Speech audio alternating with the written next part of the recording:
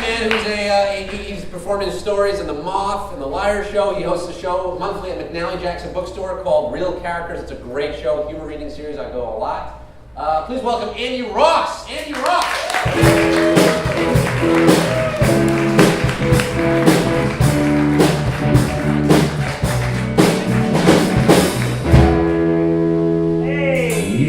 Hey everybody. Before I tell my story, which is going to be great, you're going to love it, to keep with the theme of tonight, I thought I'd let you know that I am an artist. I spent 5 years as a sign painter at Trader Joe's, which is true. I painted chalkboards there, and one day a memo showed up in the back room that said, "Remember, our signs are supposed to be funny, ha-ha. Not funny, weird." And that might have had to do with a chalkboard I made the day before, which read, "Ginger snaps." Oh no, she didn't!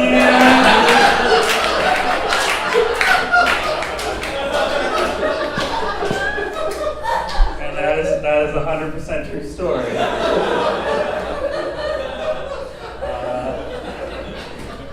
As is this thing I'm about to tell you.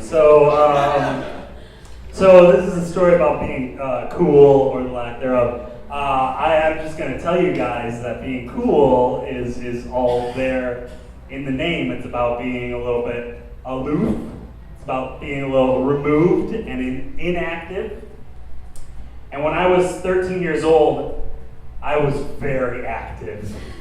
Art club, science club, German club, the plays, the musicals, pep band, jazz ensemble, trombone, by the way, Model UN.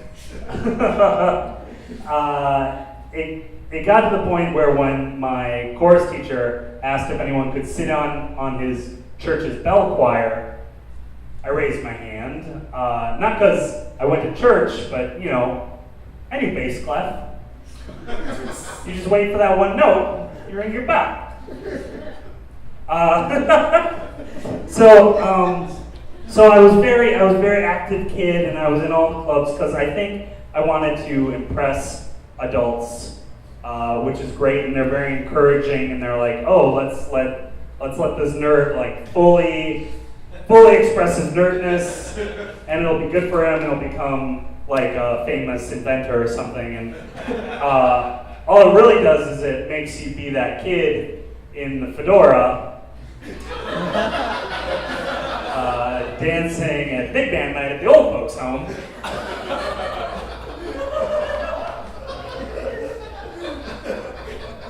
Because you get like this nerd self-confidence, like, I can take on the world by just doing as much as possible, which made me somehow believe that I could impress Sarah Zimmerman.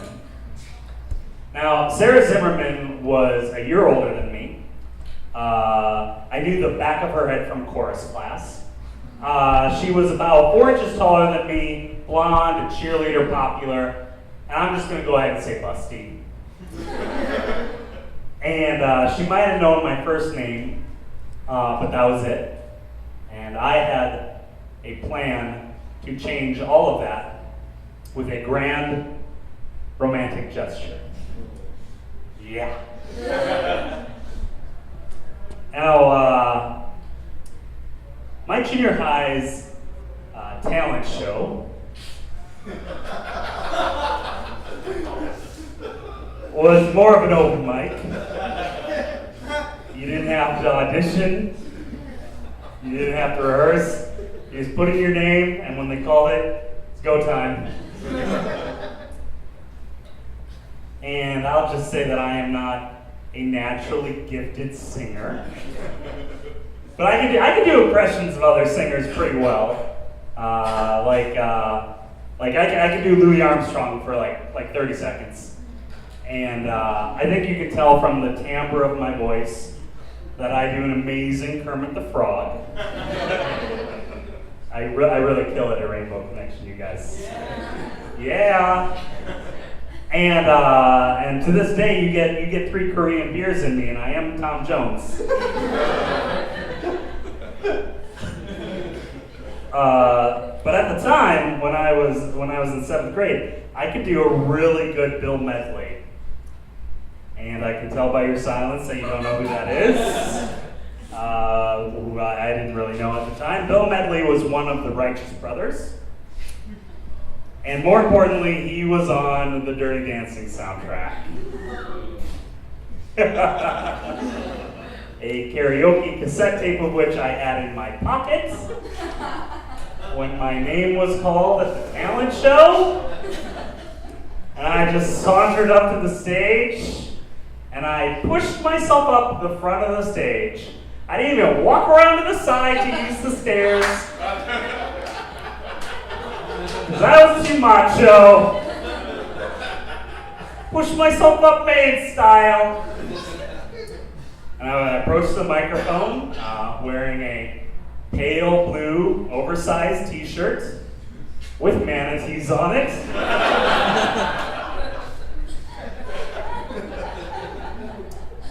And I said into the microphone, "Sarah Zimmerman, can you join me on stage, please?"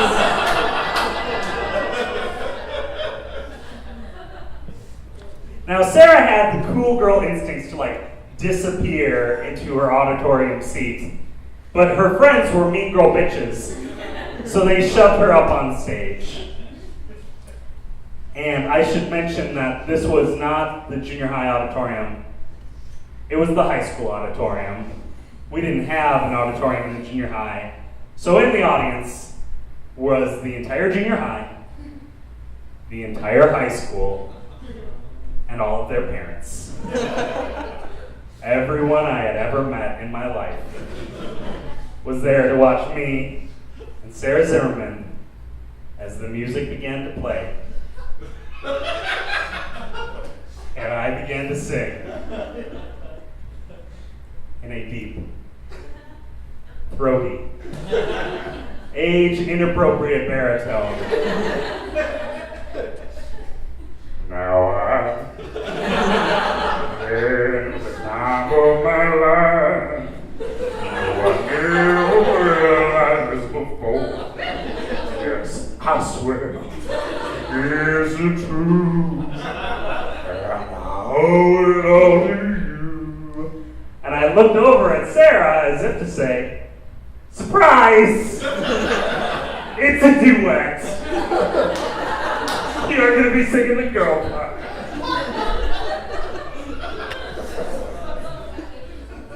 And the most amazing thing happened. Sarah just went stock still, and her eyes went glassy, and I watched as the blood drained out of her face like a cartoon thermometer. And it started marching back up in the form of hives. And she just stood there shaking. And it was so incredible. The most amazing thing happened.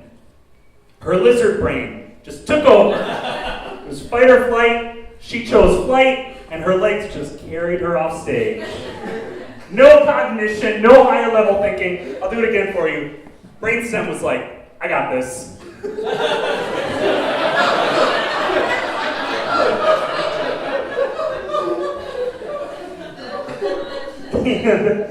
And so she was gone, and I was left alone. Well, not so much alone in that, everybody in town was there. And the music is still playing, and I am left with my inner monologue, which goes something like this. Huh. Well, this is interesting. Let's see. What are the choices that led me to this moment on stage, embarrassing myself in front of everyone? Are there other choices I can make to not put me in this position over and over and over again throughout the rest of my life? And instead, I decided to sing both parts.